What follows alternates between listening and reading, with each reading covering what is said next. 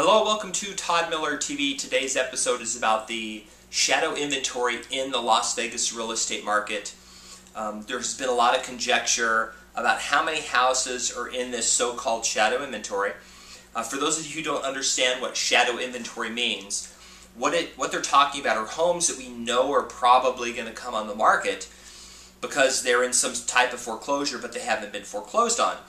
And there's all these conspiracy theories about why the banks are holding on, and they have all these political reasons, but you know, usually life and business are much more simple than what people make them out to be. And in this case, it's really, there are a couple different factors that have caused the banks to stop doing this. One is some local legislation here in Nevada that's changed the process a little bit. And then the other is the national mortgage settlement that we had back in January. It's just caused a little bit of a delay in their process.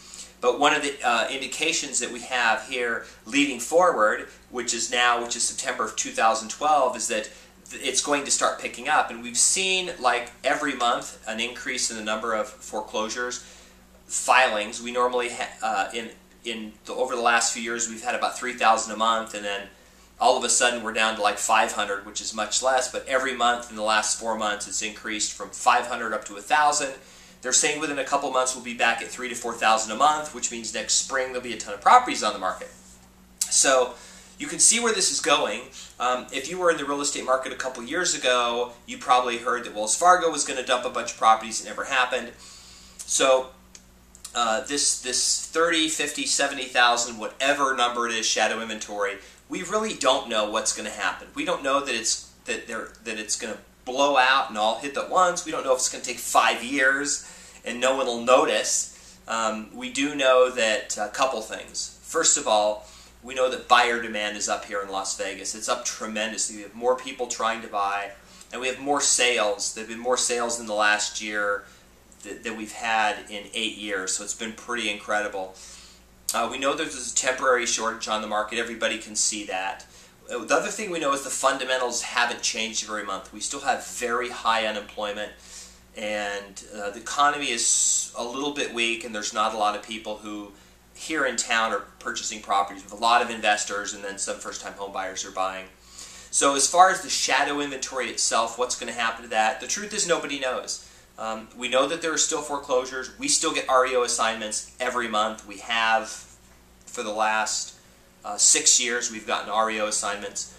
Do we get as many as we got in 2008, 2009? No.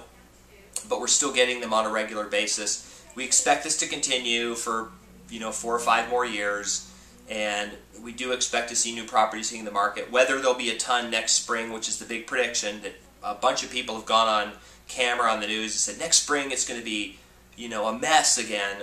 So we'll see if that happens. Very hesitant to listen to those predictions because so many other things change.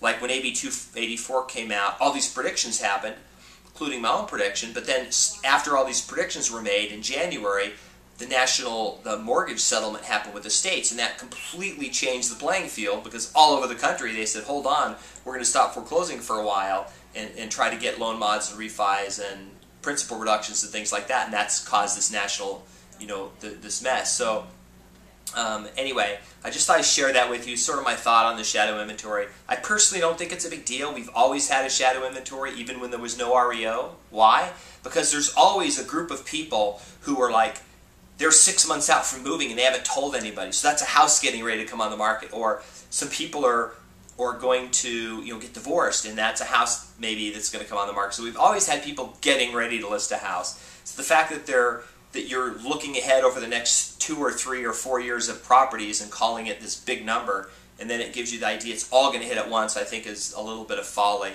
And then, anyway, that's my thought on that. Anyway, so I thought I'd share that with you. That's my update for today, and hope to see you on another video. Thanks.